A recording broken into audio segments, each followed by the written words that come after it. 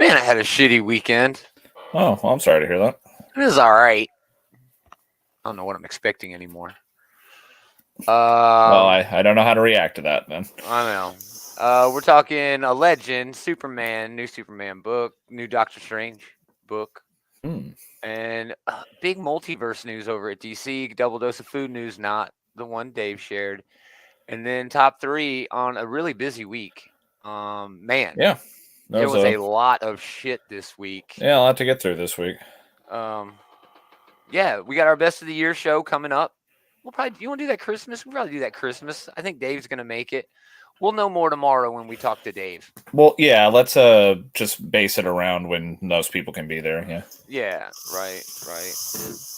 Maybe invite the bullies, but it is going to be on Christmas, so I don't know. They're always welcome to show up if they want, but they so busy. Those guys are so busy. I don't know. Anything you want to add? Anything you do? Anything? I did go see Violent Night, which I can talk about. Oh, well, you talk about that. Segment 1. Indeed. Awesome. Well, we got 2 minutes. Let's just go. I'm telling you, that was a weird weekend. Here, I got a new intro. Seasonal. Mm-hmm. Oh, and our viewership went all the way up to 10 and then down to 6. Oh, it's very sucky. Well, always nice to get some elf in this time of year. It's so great. God, how long ago did that come out now? Dude, and it's like a Christmas movie. It's timeless. It doesn't really, I'm just saying, though, like, I don't think of it as being a very old movie, but it's like over 15 years old now, isn't it? It's so old that now, what's his name has a new Christmas movie? What's his what? What's his name has a new Christmas movie? Ryan Reynolds. Oh, yeah. Yeah, Will Ferrell and Ryan Reynolds doing a Christmas movie, like a musical? Yeah, it's like Christmas Carol musical. Yeah. It's on Apple TV. Greetings, geeks. Welcome back. It's another episode of this Geek and Comics Outright Geekeries comic book shit talk show. It's a Gomer and Taylor hour or so. Like I said, the best of the year show is coming very soon. We're not going to go really in depth, but I mean, I guess it could be either like Christmas or like New Year's Day, I guess. Like, depending on what maybe we'll push it to New Year's Day because I will be so fucking hammered. It'll be such a great day. Segment 1, I finally watched Bullet Train. And how'd you like it? I liked it a lot. Pleasantly surprised. One of the best of the year, honestly. People keep telling me, oh, there's no more movie stars. Oh, unless you're a Marvel movie or a superhero movie, you can't have a good movie. Man, go to hell. This movie was fucking dope. I like this movie a lot. It has it's very stylized. It's very clever. Like all the moving pieces and I mean, it's kind of like shallowy clever because by the end you're kind of like, oh my god, like it's almost it's clever in its construction. It's clever in like all the different like bits of the mechanism that come into place by the end. You know, it's well built. Is I guess what I mean. Ensemble cast, directed by David Leitch, I think his name is. He did John Wick and Hobbs and Shaw from The Thing. Just fucking great. Yeah, it had no business being as good as it was. None at all. Andy checking in. Hello, Andy. Check him out over at the Outright Geekery Facebook group. Hey, Andy. He runs that motherfucker, and he does it really, really well. But yeah, it's on Netflix now. Go check it out. It did have a limited theatrical run where I heard it did okay in its theatrical run. I think this came out back in August or July, I want to say. But yeah, I did go see it in theaters. And I would wholeheartedly recommend this one. Yeah. You said you saw something, Violent Night, isn't that? I went to go see Violent Night, which also I wholeheartedly recommend. It was a lot of fun. That's David Harbour. David Harbour as Santa Claus, and no one else I've ever heard of. And John Leguizamo. John Leguizamo was in it, but no one else I've ever heard of. Right. That's right. But it's basically like I imagine the pitch for it was like, let's make Die Hard, but make it actually a Christmas movie. So it's in a building, and like he's trying to help people. He's going through a mansion, taking out goons. Okay. John Leguizamo is basically the Hans Gruber character. Wow. It's not a perfect lineup, but like the general premise of like, a workaday schlub, in this case happens to be Santa Claus, just basically working his way through a goon squad until he gets to the end. Oh, whatever. Fuck Santa. He works 1 day a year. The rest of the year he spends judging me. Okay, but you deserve to be judged. I Gomer, do. but anyway. I really do. But no, that is so on my list, man. I really like this quick turnaround for the streaming because I am not a theater guy. I do not like going to the theater. I would only say that this is definitely a good movie to watch for Christmas because it does have this over the top violence, but it actually works legitimately well as a Christmas movie. Oh, like Peace on Earth. Well, Goodwill to Men. About finding the good in people, finding the things that are worth apparently going on a murder spree for. Does it have a flashback where we get to learn how Santa became such a badass? Yes, actually. Oh, rad! We find out. Don't even spoil it. Okay, man, I'll save it for you. So good. I bet it's. Yeah, we need a prequel movie. In this version of Santa Claus, he had a previous life that explains why he is so good at just beating the shit out of people. Nice. You ever read Klaus? I think it's Grant Morrison on Boom Studios. No, I mean I keep meaning to circle back to it. I keep forgetting it exists until the holidays, until someone mentions it. Then a week later, it's fuck it, it's New Year's. But a lot of the fight scenes in this are legitimately very impressive. Nice. In without being too spoilery, the final kill that Santa does is so over the goddamn top. And then there's this one scene where he's in some stables and a bunch of goons are going in after him and he's using fucking ice skates and candy canes and he's just going to town on these assholes. That's awesome. He decapitates a dude with an ice skate, and that's probably the most over the top kill. Oh, that's freaking cool. Yeah, I've heard nothing but good things. So yeah, definitely on my list. Wholeheartedly recommend it. It's a lot of fun. Is what it's called, Violent Night. If it wasn't so brutal with some of the kills, it might actually be something that's wholesome enough to watch with the family. Oh wow! So wait for the TNT version, the airplane version. No, don't, because it absolutely needs the over the top violence for it to be so much fun. Awesome. All right, well, let's do news. That's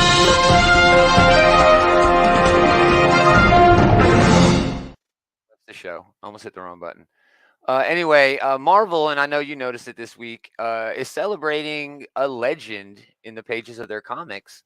Stan Lee is getting this little cutout on what would be his 100th birthday this month on the 20th. And I mean, what can we say that hasn't been said except this is a dope Humberto Ramos. I like how he used Stan's original color scheme for not that he drew it, but the original Daredevil Stan was writing for. Yeah, I don't think he switched over to the Reds until someone else was writing. Yeah, me too. But he passed away in 2018 at the age of 95. And I mean, if you don't know what Stan Lee did not just. It's for the fandom. Anyone who's watching this show and doesn't know who Stan Lee is, I'd love to meet that person. Why are you even here? Yeah. But Stan Lee, like you said, what can we say? His contributions to comics, to geek culture, to con culture, he became like a spokesperson basically for nerdom. In a way that helped the medium become what it is, made it so that it was popular. Yeah, you can't overstate just how large he looms in our circles, is the cameo guy in the most successful movie franchise of all time. So and that was part of it, there's going to be a tribute to Stan Lee on his 100th birthday on the group page. So go over to the group, the Outright Geekery group on Facebook. Andy got big plans. Big plans. Man, if anyone deserves a big, party, centennial celebration, it is definitely Stan the Man. Yeah. I wouldn't be here. We wouldn't be here. No. We want to be talking to each other about half the characters that we talk about, because he literally created most of them. Yeah. Along with other people, let's not. Sure. Yeah, Nico and Kirby and everybody we don't, else. Yeah, it's never a one-man show, but right. That's always tricky, right, with comics because it's always a collaboration. Always a collaboration. It is. Yeah. But we can celebrate Stan Lee for being a comic book creator, but also there's no denying what he did as a person in the industry. A spokesperson, a cheerleader for comics. You know? So Yeah, awesome. On his 100th birthday, and go to the group. All right, new Superman book has been announced called Superman Lost. Christopher Priest is teaming up with Carlo Pagliuca and reuniting for a 10-issue Superman series called Superman Lost. After Superman is called away on a routine Justice League mission, Lois Lane awakens to find a complete stranger standing in her living room. The Man of Steel, home much sooner than expected, reveals he has in fact been lost in space for 20 years. Nothing and no one seems familiar to him anymore, and the timeless bond between them has been severed. Or has it? Can love conquer all? Celebrating 85 years of Superman, and we get some great shit going on. There's actually going to be a Joe Quesada variant for this. I think this might. No, this is not the Joe Quesada variant. That doesn't look like it, no. Yeah, we don't have. We may not have it, but I mean, just looks great. I'm not sure I understand what's going on with the solicit, but it sounds like a little bit compelling. Like, has everybody else been gone too, or there was a Justice League mission and now just Superman comes back 20 years later? It looks like it's just Superman. At least that's all I'm getting from the solicit there. But it's weird, dude. That could be an interesting premise, and Christopher Priest is definitely a good writer. I mean, okay, I will say that sometimes Christopher Priest can get up his own ass about things. This sounds like it's going to get up its own ass. It does sound like it's going to get up its own ass. It does, and I'm okay with that if it works for the story, because it sounds like a story that's like kind of celebrating Superman. Yeah, that's not necessarily mutually exclusive, right? Like things can disappear up their own ass and still be pretty engaging and entertaining, you know? Yeah, I mean, I'm an Alan Moore fan. I mean, shit. Oh, yeah, Alan Moore, like, that's where he lives, man. It's difficult to know where his head begins and his ass ends, you know? Oh, for sure, for sure. But it's still great shit. So, yeah, Superman Lost #1 of 10, $5, and it'll be on sale March 14th. So I'm in on that. Doctor Strange is coming back. We knew this was going to happen, and it's like, has he actually really been gone? This dude has had more coverage since he died. It's kind of like when Wolverine died. I mean, yeah, there's more Doctor Strange books, or at least Doctor Strange like ancillary books, than have ever been around. You know, that Strange book, that's all just Clay running around. We just had that Trad Moore book came out. Yeah, I think, and like Strange book with Clea and their Strange Academy still running. Yeah. So there is a whole lot going on with Doctor Strange, but he is coming back, dropping in March. Jed McKay is continuing his work with the character. It's going to get into just the basic shit, him and Wong, him and Clea. He's coming back. I mean, I'm not expecting anything like groundbreaking in terms of the return of Doctor Strange. You know what I'm saying? Sure, it's going to happen, but I think it's just going to be another run-of-the-mill book. Yeah, I mean, this seems like it's probably just like, to me, this doesn't mean much more than if you said they were like doing a renumbering, you know? Exactly, dude. Exactly. A great Alex Ross cover here. That is gorgeous. Just fucking gorgeous. Alex Ross knows to do trippy shit with Doctor Strange for sure. Yes, and I'm glad you went there. In the solicit, they said that this book is going to harken back to the hero's psychedelic and otherworldly storytelling that, was really why this character became successful when it did. So yeah, look for those in store, or this book in stores in March. We'll talk about it. I'm definitely picking it up. It's a new Marvel #1. So Doctor Strange's hot right now. Jed McKay is hit or miss for me, but yeah, I'll probably check out #1 for sure. He definitely is hit or miss. All right, we got a couple little tidbits here. This one I think is fucking amazing. This book comes out next week. We'll talk about this tomorrow on the preview show for sure, but I definitely wanted to get some discussion here because this is Mark Waid, doing a tie-in for the big event going on right now at DC called Dark Crisis. Whoop-de-woo, who cares? It's just an okay event. I've liked it better than, Judgment Day, but still, Taylor's right. Not a lot has been happening. But this is exploring more of the new multiverse, I'm guessing, which now contains more. That's the first point. More than 52 universes. All right, here's Earth 23, which did exist. But here's Earth 118.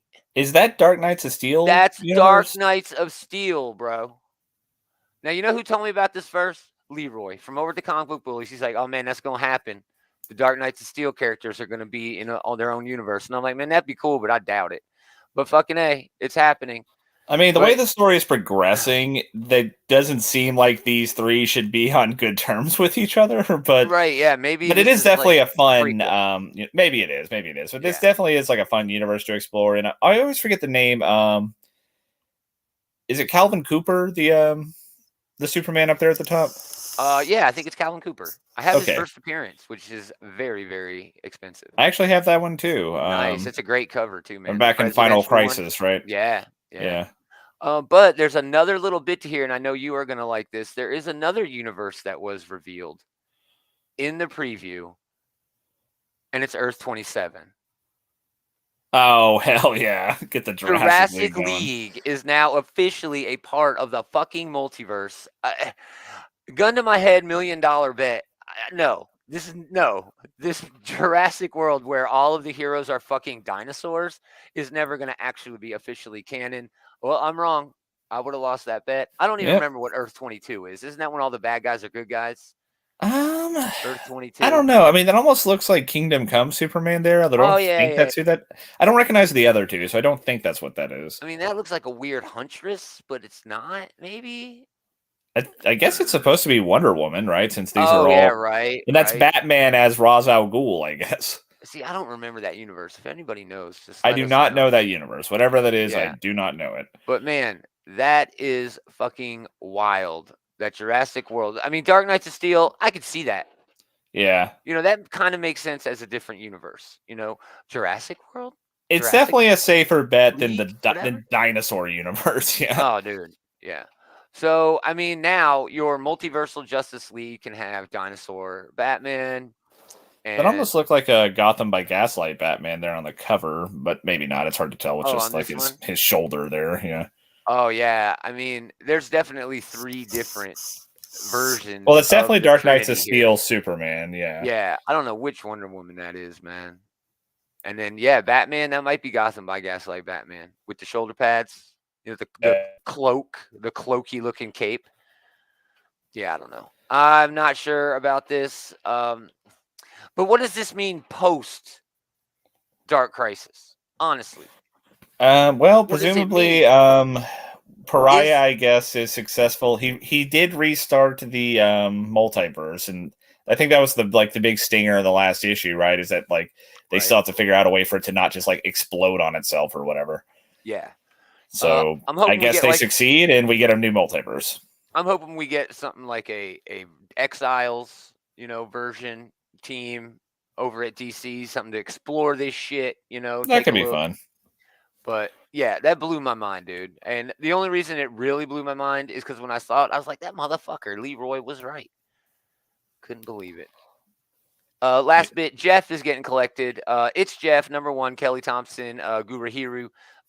This was a Infinity comic, and it's now getting collected in paper. I wanted to mention it because it's fucking fun. It's so fun. It looks adorable. But oh my god, Jeff the Land Shark is so much damn fun, dude. Guahiru is a perfect fit for this type of thing. Oh, he really is, man. It reminds me of Chris Eliopoulos' work back in the day when he was cartooning all of those Franklin Richards specials. Oh, yeah, yeah. Man, that is a blast from the past. I had forgotten about those. I have all of those, man. I have every single one of them. Him and Herbie, yeah. Yeah, dude. They were so much fun to read. And, yeah, man. It's Jeff is great. Pick it up. That's it. That's it for the news. It's been a slow news month. So. Well, we're all the big cons are done for the year, and everything's done. Yeah. There's usually December is not a big announcement month. Yeah, I'm sure Marvel and DC they barely working. They're just off. But let's do food. We go. Yummy. It's not really food in the terms of food. It's just news about food. McDonald's is offering free food for life. Ugh. Just the thought of that makes me gag a little bit. It gets better. I mean, if you do get this apparently golden McDonald's card, you really shouldn't use it every day. Yeah, you really shouldn't. You would die. The fine print is actually very special. They actually had this in 2018, but starting on December 5th through Christmas, through December 25th, you enter for a chance to win a McGold card that comes with free food for life. To enter, you have to make a purchase on the mobile app. That's it. And you earn 1 entry Okay, for so every just qualifying purchase. go to McDonald's and you get entered into a raffle. That seems pretty straightforward. Yeah. The hook, the little fine print, McDonald's defines free food for life, 2 meals a week for 50 years. I mean, that's definitely bullshit on like calling this free food for life, but again, it's for the best if you don't eat McDonald's more often. If I won this, I would get a meal and just give it to some homeless dude on the way to work or some shit. You know, that's surprisingly benevolent of you. Just to use it, because I don't know if I could eat McDonald's twice a week. I got trouble eating it once a week. I was about to say, like, even twice a week is already pushing it. They got great breakfast though, man. Still, there is stuff to get at McDonald's. I mean, oh yeah. I don't want to sound like, all like on my high horse here. I mean, I eat McDonald's. Everyone eats McDonald's at some point or another. Oh, for sure, and still, damn good fries. But they do famously have the best fountain Coke because they put it in like the metal cans instead of the plastic bags, and so it tastes better. I'm not a fan of Coke in those machines because I used to work at places that had those machines, and they're nasty. They're nasty. And it's not just the machine, it's the ice machine. Oh, you should never put ice in this fountain soda anyway. Ooh. Gross. Even if it was pristine, you shouldn't do it. It's just watering down your drink. It's gross. Well, I like ice in my drink. I like to... you are a fool, after all. I am a fool. Last food news, even weirder than the free McDonald's for life. Show off your Doritos-inspired triangular haircut for a chance to win tickets to the Superb Owl. All right. So I can't think of a triangular haircut that wouldn't look they stupid. have one. It's inspired by Buffalo Bills linebacker, 2 times Super Bowl champion and Super Bowl 50 most valuable player, Von Miller, and his own viral triangular haircut. So it's called #NameThatTriangle. Oh, he got the haircut without this being part of the promotion? They're like, know. Doritos saw his haircut and they were like, we could use this as a contest. Maybe he was fishing for like the dude who plays Shang-Chi. Maybe he was like fishing for it and just got it. He's just a big fan of Doritos. Yeah, he just really loves Doritos. So it's #NameThatTriangle, social media contest, and they want you to shave this into your hair. So now through January 15th, those with a triangular-inspired haircut can submit a photo or a video along with their proposed name of the haircut using the #NameThatTriangle and #entry on Twitter or Insta for the chance to score 2 tickets to the Super Bowl. Now, my Eagles are doing very well, so I would love to go to the Super Bowl. But 2 tickets to the Super Bowl does not get you to the Super Bowl. Okay? It'll get you in the building. You got to get your ass down to wherever the Super Bowl is. You got to find a hotel wherever the Super Bowl is. You have to have insurance because if the Eagles do win, it's going to be a riot in the streets or wherever it is. Well, I mean, you definitely wouldn't want to be in Philadelphia if the Eagles win the Super Bowl. People would die. Where is the Super Bowl this year? I do not know. Too bad research guys in here. There's no way to find out. Yeah, no shit. There's no way to know. One bit of trivia, I don't even know if it's trivia, but in Philadelphia, if there is a championship possibility, they grease the poles, the street poles in town to make it more difficult for people to climb the street poles. I'm just saying that somebody had to put that in the budget at some point. Okay, it's in Arizona this year, by the way. Oh, Arizona. Okay, yeah, I don't want to go to Arizona. Well, yeah, I mean, all of you Philadelphia sports fans are a bunch of hooligans and thugs. You guys shit all over every nice thing that you have for the littlest of reasons. It's true. I like to think of it as passion, but it's not.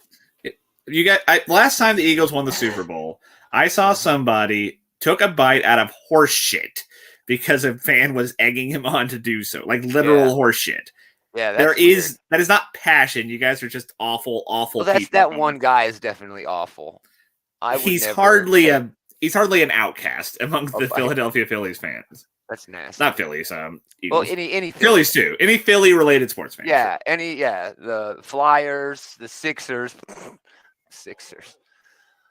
We've given up on the Sixers. Anyway, so cut a triangle into your fucking head and then go to social media and let everybody know with a hashtag.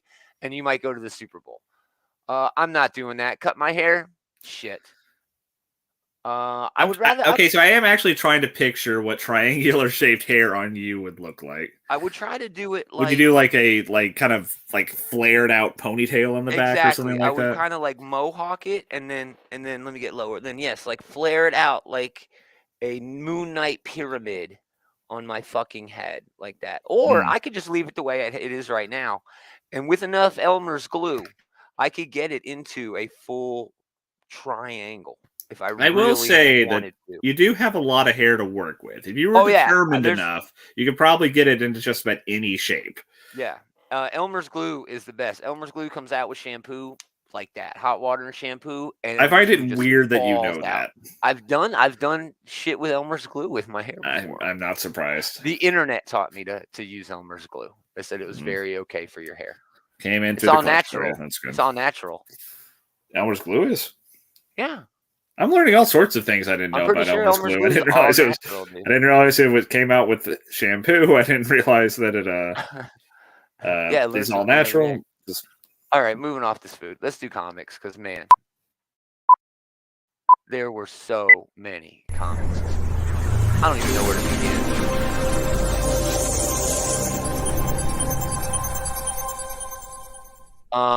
I'll throw out a honorable mention for Do a Power Bomb. Number 7. Last of the thing. Taylor, this trade is out March 1st. I cannot wait for you to get your fucking hands on this book. I am definitely looking forward to it, yeah. Daniel Warren Johnson just kills it. I don't even want to spoil who they fight in the last fucking issue, but oh my God, it's so perfect. It's so well done. Just beautiful fucking book. And Variants was really good. Variants was basically the Crisis on Infinite Jessica Joneses. And it was so cool, man.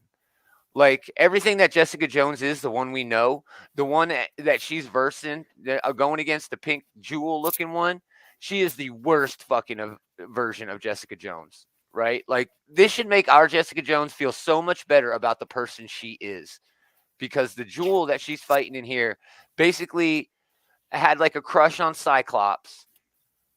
And then when Cyclops and Jean got engaged, she went and just murdered everybody. Like literally all the X-Men, right? And then started absorbing people's powers and shit like Rogue does. It does seem like a bit of an overreaction. Oh, it was wild, dude. It was so good. Such a good time. But, I mean, we might talk about X-Force, Avengers. Dark Web #1 was trash. Fantastic Four #2, oh my God. Immortal X-Men. Thanos Death Notes was kind of disappointing, but let's get on with it. My number 3 is Batman, number 130. Chip Zdarsky, Jorge Jimenez. There was no way. What the fuck? This was so dumb that I couldn't leave this off my... This is actually my number 3 as well. Oh, my God. This was so stupid. I loved it so much. I mean... Batman went into orbit and then re-entered Earth's atmosphere. And honestly, he knew exactly where he was going. Like, he steered his way to Earth. I mean, this is a lot of props for Chip Zdarsky because, like, sometimes you end up with a character in a really stupid situation where, like, or what I mean by that, I guess, is that, like, they throw them into this, like, impossible situation and they do find their way out of it, and it seems fucking stupid. Like, there was worry going into something like this, right, where, like, it was going to feel like a really just immersion-shattering Deus Ex Machina for Batman to walk away from this. But it's a credit to Chip Zdarsky as a writer. Yeah. It seemed plausible, at least as plausible as you're going to get when, you know, a story with, like, Batman, you know, alien robots and, like, you know, Batman. Some great moments with Tim here. You know, I love this. I fell from the moon.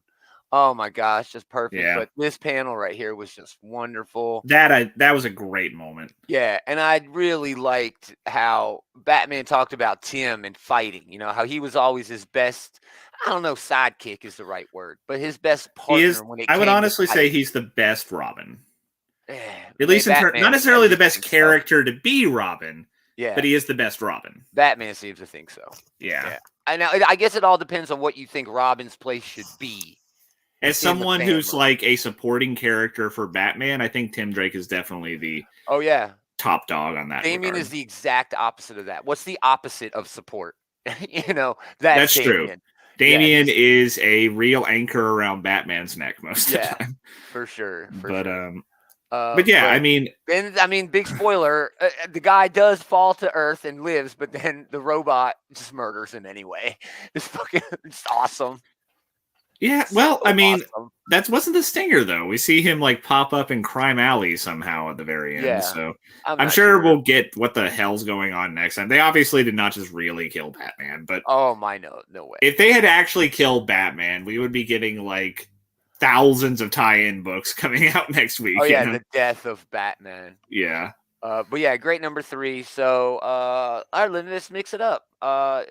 Do your honorable mentions and your number 2 since Batman was your number 3. And then sure.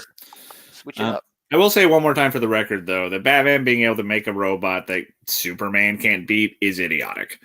I actually like that part of it. I guess it's some sort of like alien tech or whatever. Whatever. I like the idea that because the goal of the robot is not to kill anyone except Batman.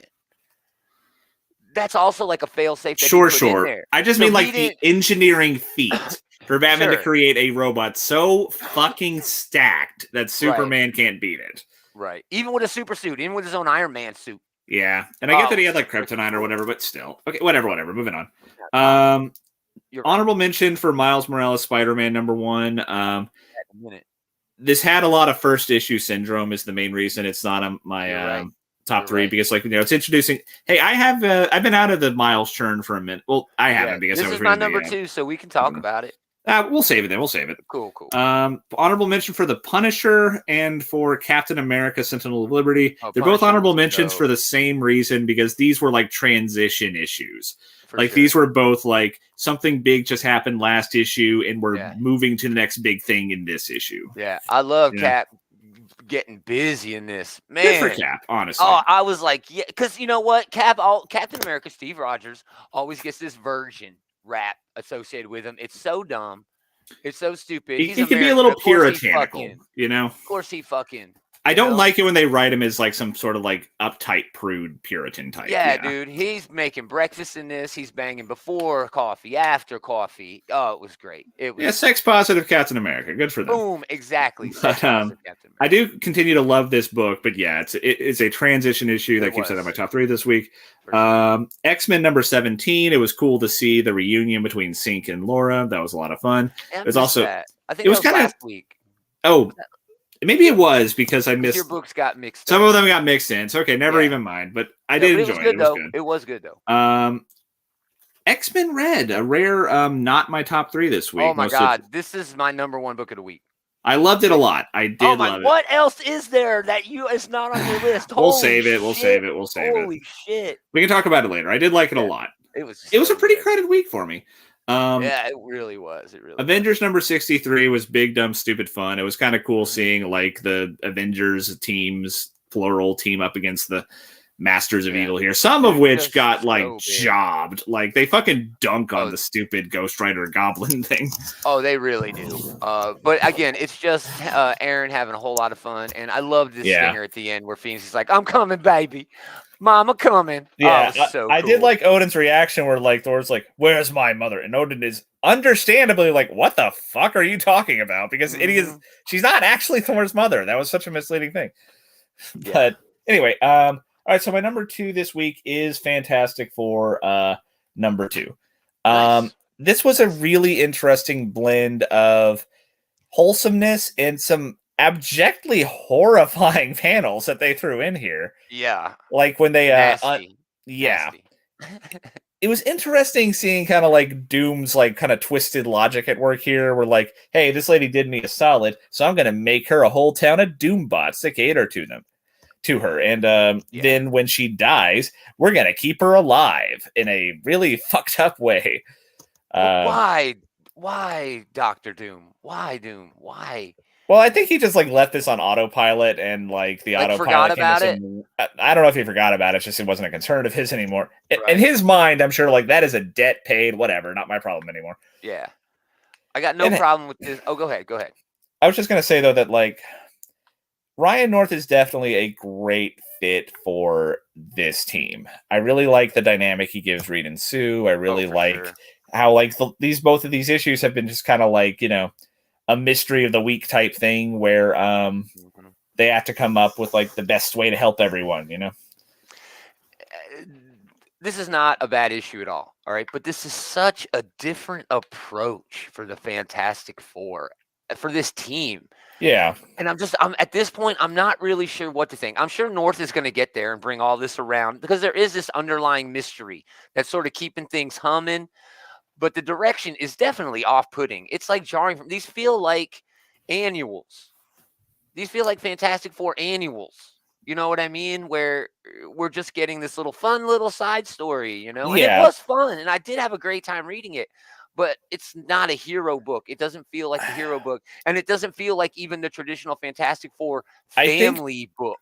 I'm thinking back. Well, it is weird that they're all separated. That is true. Yes. But I'm thinking back to Mark Waid's run when he did it with Waringo, where like in that first issue, the guy was like, "Oh, well, you guys are superheroes, right?" And the thing's like, what? No.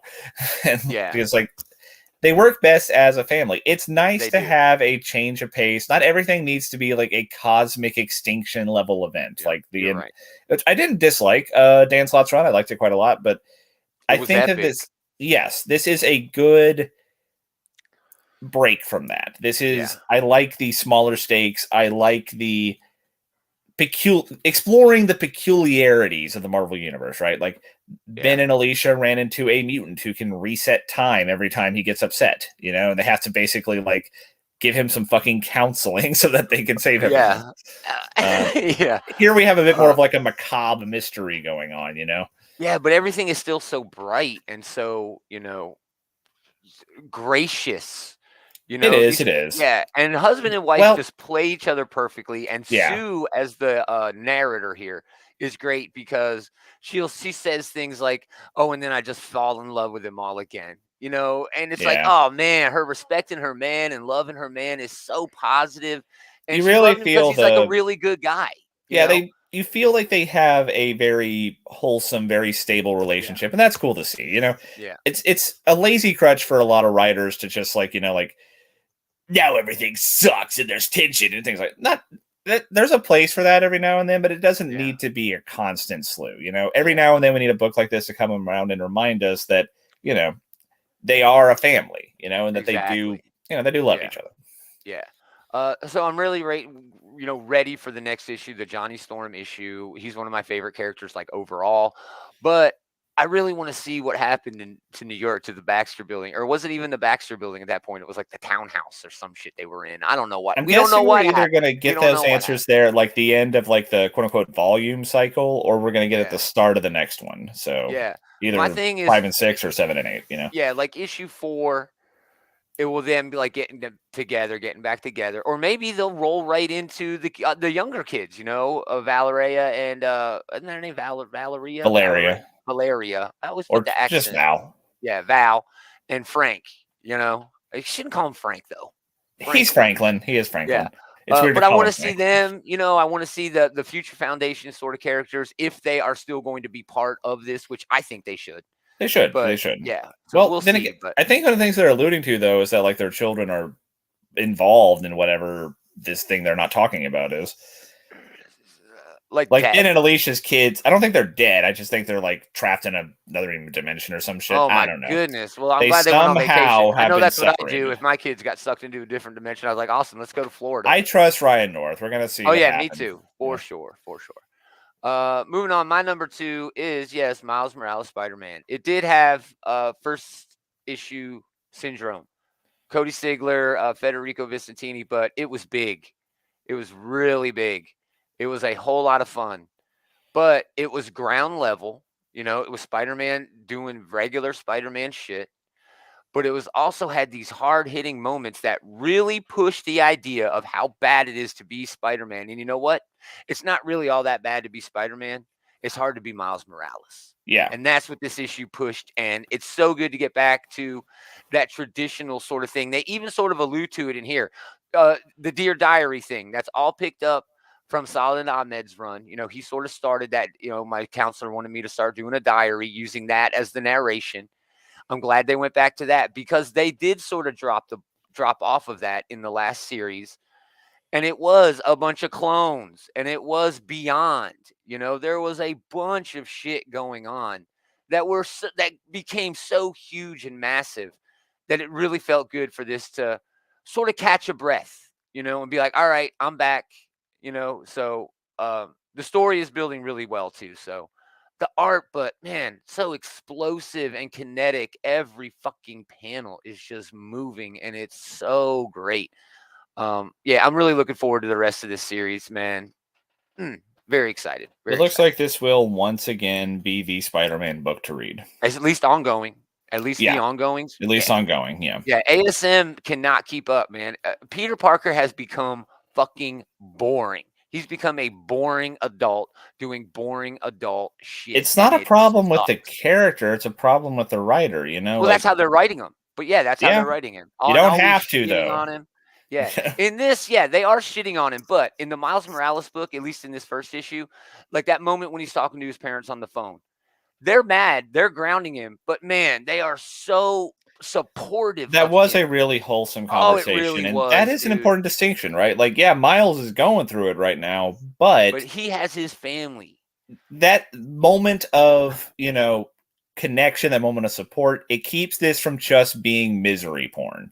You know, and I feel like that's all that the main Spider-Man book is right now. And it keeps him from being that original Spider-Man Peter Parker thing, where Peter had no one to tell, where he was so scared to tell anyone.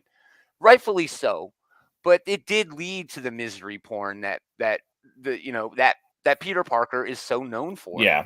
It's definitely a great idea for Miles's parents to be in on it. That is definitely the way to go. Yeah. Yeah.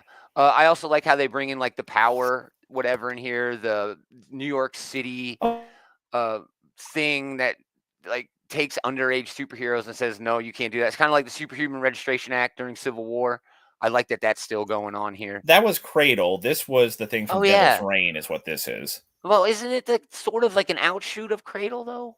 I don't know if it is or not, but I'm certain that this is the thing that Kingpin put in place back when he was still mayor. Yeah. Well, whatever. That was an offshoot of Cradle. Same difference, though, right? It's still like it's the same thing. It's the Fed showing up and like, you know, being a bunch of dicks. Yep. So yeah, great issue. Introduced all the characters. Scorpion, you know, longtime Spider. Just really well done. This was a very well done first issue. Yeah. So yeah, really looking forward to the rest of this. Awesome. That's my number 2. Your number 2 is FF. That leads us to your number 1 book of the week. My number 1 this week was Immortal X-Men, number 1. Wow, really? Yeah. Awesome. Man, are you going to be a piece of shit about this? I'm not. No. I don't understand how you could not love this issue. I adored this. This Groundhog like Day, Mr. Sinister murder triathlon that he's running here. This was awesome. It was awesome. No, I'm not taking anything away from the story here. It's the Sins of Sinister thing. You know, it was really fucking fun issue. But it's the main angle here is in preparation for the Sins of Sinister book. I don't have a problem with that. Me neither. That's the only thing that took away from me a little bit over the rest of the books that we had this week. I mean, just this shit right here. Jesus. Yes. I mean, oh my God, seeing each of Sinister's like attempts at the murdering the Quiet Council, or at least as many of them as he can. Seeing and also establishing some rules for how this Moira cloning thing works. He gets basically 10 tries from a save point. Yeah.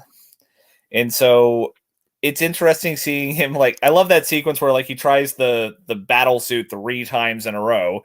It with like progressively more like outrageous firepower, and it just does not work. Yeah, I like the first one where what's her name is Irene is like, oh, Hope, Sinister's about to, you know. His first attempt where he's just gonna walk up and shoot Hope, and like she's like, hey, Sinister's about to shoot Hope, and Exodus just like what?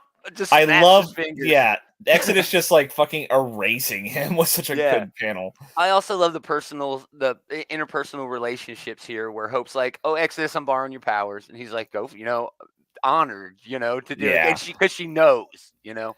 I also like the whole like thing with like Mystique like will grab Destiny and run and leave the rest of them to rot if it comes to that. Yeah, dude.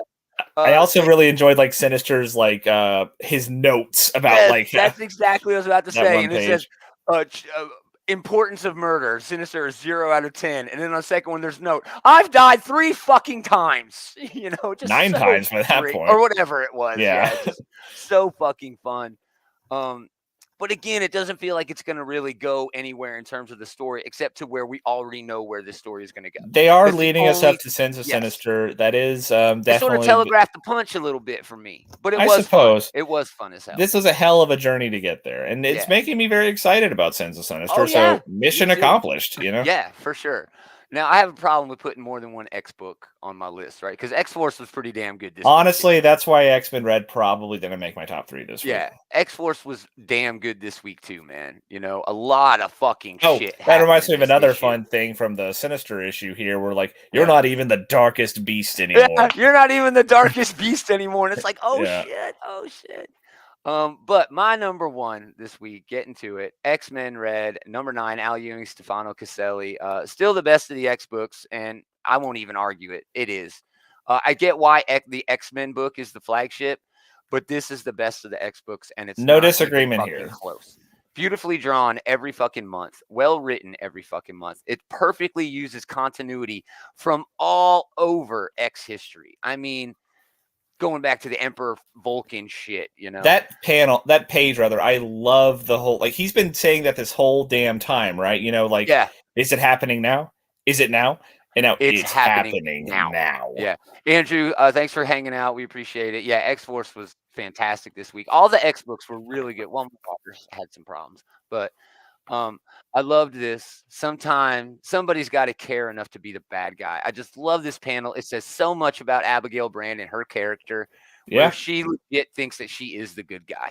She thinks that what she is doing is in the best interest of most people and the system. Yes, she is kind of the ultimate expression in these stories, lately, especially,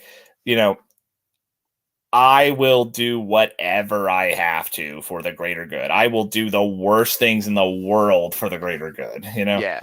That actually ties back to her introduction back in Astonishing X-Men, because that was one of her first moments that she got to have was there is no line. There is no enemy I will not sleep with. There is no terrible thing I will not do to protect the Earth and here, the entire solar system. Yeah. Just great moment after great moment after great moment. It's like every page was like fucking cliffhanger in this. I could have pulled every damn page. That was another damn awesome one. Where just it was such a great Birdo moment. looking like a fucking boss. And then I love the next page. It's he definitely would have killed you. He's like, yeah, but I still look better. Exactly, dude. But he knows I'll just resurrect me again. I'll be fine. Birdo being such a shit-eating asshole is such. I love so that when they're writing in here. Yeah, it's so great. It's so freaking good. And then at the end, we're gonna get Omega Mutant versus Omega Level Mutant. Hell yeah, rematch time. I can't wait. And one thing I can say about this book, and another reason why it's number 1, they're not bringing Magneto back. They're not gonna do it. We know that, as inevitably they are not going to leave a popular character like that dead forever. But for now, they are sticking with their pledge. They are holding true. These writers, at least, seem to have no intention of bringing him back. And I do respect them for that. Yeah. Now, Charles Xavier, always working in the background. I'm sure he's going to get the 5 to bring him back, bring Magneto back. You're going to wipe all their memories of doing Speaking of Charles, man, Abigail Brand played him like a fiddle here. She's all like, oh, well, Eric's gone. We're short on Omega level mutants. Do we know any? That we can resurrect?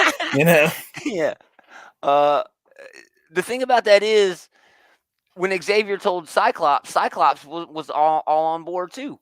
Even though Cyclops is probably the biggest Vulcan, enemy there is. He is not a fan of him at all. And that's a really good character moment for them, right? That Havoc and Cyclops there, they know better. They know better, but they still want to give their brother a chance. They probably regret that now.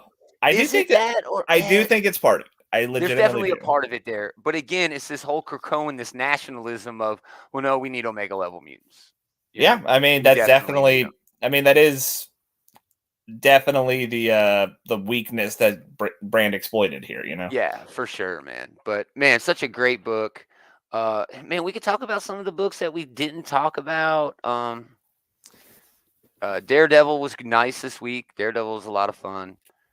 This was missing from the shop when I got there. That's one thing. Oh, that sucks. Did you read Dark Web? Did you pick I did it up? not read Dark Web. It was trash, dude. I don't care that much about Ben Reilly, and I don't care that all about Goblin Queen. So there didn't seem like much for me to get here. They're leaning into a status quo that the Goblin Queen just got. Maddie just got into what the fuck's that? Limbo. Yeah. Like a week ago, like 5 minutes ago.